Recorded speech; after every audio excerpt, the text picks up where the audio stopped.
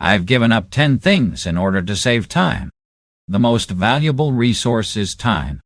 However, we frequently lose it due to pointless routines, clutter, and pointless concerns. I will discuss 10 specific items that I have let go of in today's video. Stopping the pursuit of perfection, refusing to please everyone, giving up excessive social media browsing, refraining from impulsive purchases, and giving up the practice of cleaning around clutter are just a few examples. These adjustments may seem easy, but they have improved my homes tranquilly and allowed me to save hours every day. Letting go of the correct things is, in my opinion, just as crucial as beginning anything new.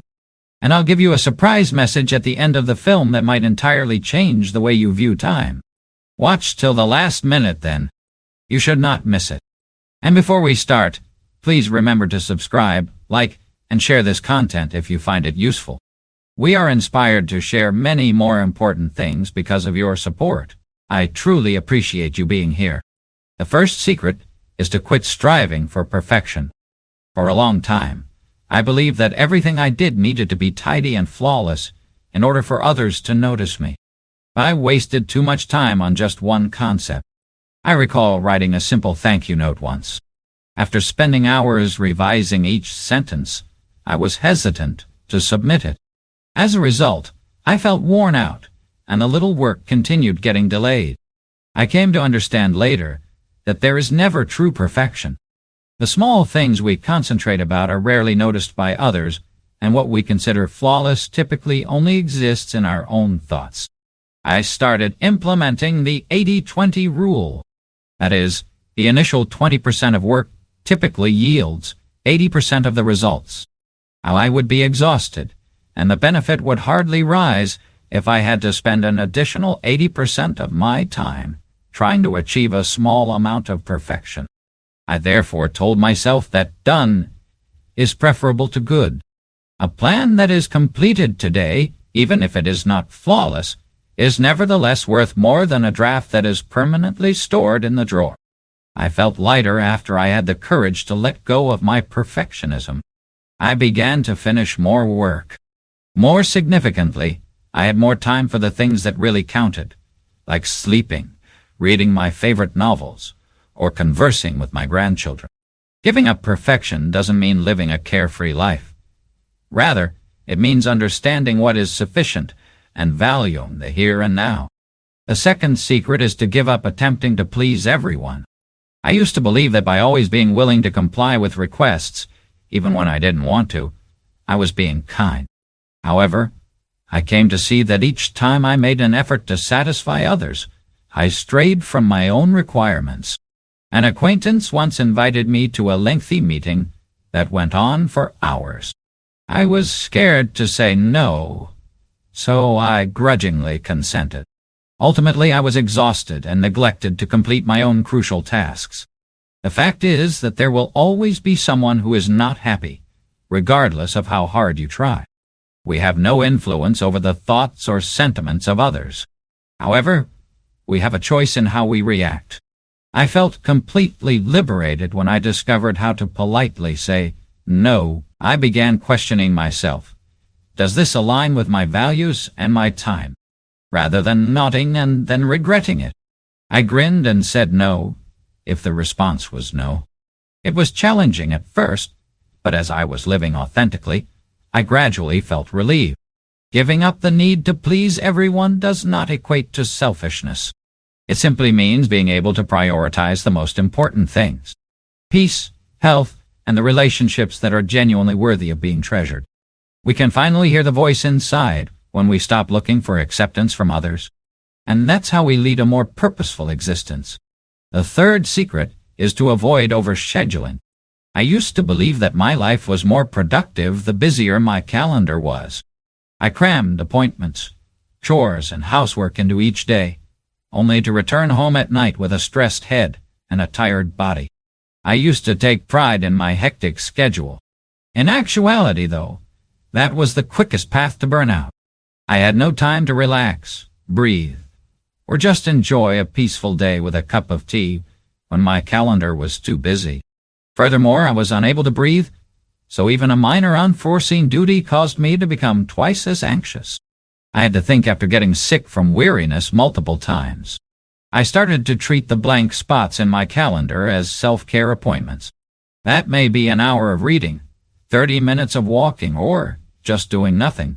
Oddly, I achieved more when I did less. I worked more efficiently and with greater focus since my body and mind were rejuvenated. I also learned one thing from breaking the overscheduling behavior. To say no to other people is to say yes to my own well-being and tranquility. I no longer seek busyness as a means of establishing my value. In order to make life more than a to-do list and to include moments that are genuinely worth living, I choose a timetable that allows for breathing room between work and rest. Fourth, quit scrolling through social media incessantly. I think this habit has robbed me perhaps the most time in my life. I first only planned to look at some friends' pictures or check the news for a short while. However, hours passed, and I accomplished nothing. I scrolled continuously as new information kept coming up until all of a sudden the afternoon was gone. I became aware that I felt more exhausted and agitated rather than any happier.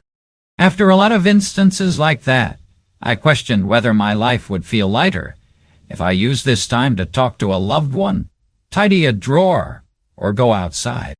Yes was always the response. I therefore made a rule for myself.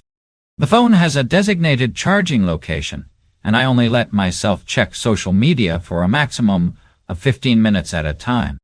I initially felt empty when I didn't have the phone in my hand. However, I grew accustomed to the quiet after only a few weeks. More importantly, I felt like I had more time to read and concentrate on cleaning up little areas of the house. Stopping incessant scrolling does not imply giving up social media completely. Rather, it means mastering it rather than allowing it to eat up every valuable moment of existence. The fifth secret is to quit multitasking. I used to think that doing a lot of tasks at once would save time. I frequently prepared meals while talking on the phone, wrote documents while responding to communications, and occasionally even did some cleaning while watching TV. However, the more I did, the more I understood that everything took twice as long rather than faster. My brain had to spend more time refocusing after each interruption, and I frequently erred just by not paying attention. I once wasted a whole afternoon writing out a prescription while on the phone, following the doctor's instructions, since I made a little mistake and had to call back to fix it. I learned from that experience that multitasking is only a phony way to increase productivity. I feel lighter now that I've decided to take things one step at a time. I just write while I'm writing. I only pay attention to each item when I'm cleaning. I give myself permission to rest when I'm sleeping. Surprisingly, I complete work considerably more quickly because to that basic focus. I rarely make mistakes now, and I'm not as freaked out by circling around as I used to be. Giving up multitasking allows me to savor every moment and transforms each task into a whole experience rather than a jumbled hurry. The sixth secret is to quit hoarding items for contingencies. There used to be an entire area of my house filled with things that I stored in case I needed them later. They were stacks of out-of-date documents, ancient, dented pots, or phone chargers for obsolete models. In actuality, each item took more room and required additional effort each time I cleaned, even though I believed that maintaining them cost nothing. I had to sift through mountains of meaningless items every time I opened a cupboard to discover what I truly needed. I gradually came to see that being overly prepared was a hardship in and of itself. I learned to trust that when I really needed something I could borrow, replace, or buy it again, rather than hoarding dozens of perhaps needed items.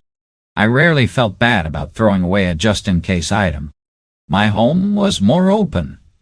I could move about more easily and, most importantly, my mind was clearer after getting rid of this excess. I no longer felt constrained by preconceived notions about the future or the past. My method of living completely in the moment and valuing the space I currently have is to break the habit of keeping things just in case. The seventh secret is to avoid impulsive purchases. I used to frequently bring home a small item as a self-reward after every trip to the grocery store or a quick internet search. Occasionally it was a notepad I never used, an adorable cup, or inexpensive decorations.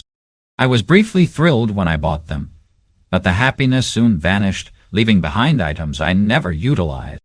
They were a burden after gradually filling the cupboards and increasing the amount of time needed for cleaning. I started to adhere to the 24-hour rule. I would wait a day before making a decision if I wanted to purchase something that wasn't absolutely necessary. I usually forgot about it after a day, which was a blatant indication that I didn't need it. I also gained the ability to differentiate between desire and need. The item would facilitate daily life and make life easier if it were necessary. It would soon be left in a corner if it were only a passing desire. In addition to saving money, cutting up on impulsive purchases also decreased clutter. I no longer see a collection of impulsively purchased objects when I walk around my house. Instead, I see things that are actually helpful and relevant to daily living. The eighth secret is to cease cleaning around clutter. I used to spend a lot of time washing the surface. Souvenirs filled the shelves in the living room. Plastic canisters and spice jars filled the kitchen counter. Additionally, I had to lift and swap out every single item every time I cleaned. Knowing that cleaning a single little area would take hours, I put off doing the housekeeping since I was so exhausted. I later came to the conclusion that the sheer volume of things left out in plain sight was the issue, not the cleaning itself. Surfaces became clear as I started to store items that weren't actually needed, and I was able to wipe down the entire counter or cabinet top in a matter of minutes. To provide coziness to the space, I still preserve a few decorations, but I just keep the ones that have purpose rather than preserving everything. Cleaning became easier, faster, and less stressful as a result. Eliminating the practice of cleaning around clutter not only saves time, but also improves aesthetics.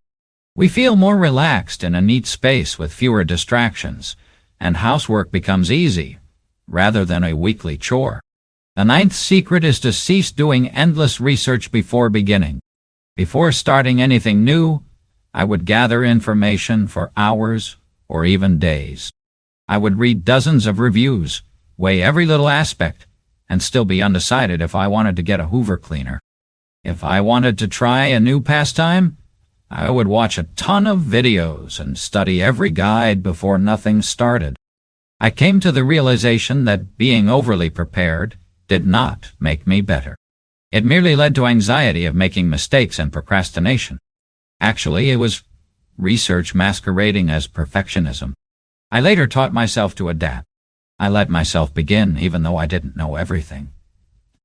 I started with just enough fundamental knowledge, and then let experience lead the way. I started, learnt, and made adjustments along the way, turning those minor errors into important teaching moments. In this manner, I made a lot more progress than I would have if I had merely sat and read. I learnt that taking action is crucial once I stopped doing endless research. Just enough preparation is required. Get started now and learn as you go, because it's the quickest approach to translate goals into tangible outcomes. Secret 10. Quit stressing about uncontrollable situations. I used to frequently fall asleep contemplating all the scenarios that could occur. I was concerned about my health, the future of my grandchildren, and uncontrollable societal shifts. The more I fretted, the more worn out I got. However, nothing was altered. Then I encountered a really basic query. If there is an issue, are you able to take immediate action to address it? Act rather than worry if the response was yes. Worrying made no difference if the response was negative. I started concentrating on what I could control after that. Maintaining modest exercise routines, making safe path clearances, and cooking basic, healthful meals. I felt more in charge and had a lot more peace of mind after taking these minor steps. I discovered how to accept and let go of things that were beyond of my grasp. I reminded myself that maintaining responsibility on my side is what brings calm, not having complete control over everything. My heart was at ease, my mind was lighter, and I had more time to savor each moment when I quit pointless fretting. These 10 tips are for living more simply, conserving time, and appreciating the moment, not for living flawlessly. We create room for happiness and tranquility when we give up pointless routines. It's not necessary to complete everything at once. Choose only one task to start today. Step by step, your life and your home will change. Please like, share, and subscribe if these insights are useful to you. I appreciate you being here. I'll see you in the upcoming video.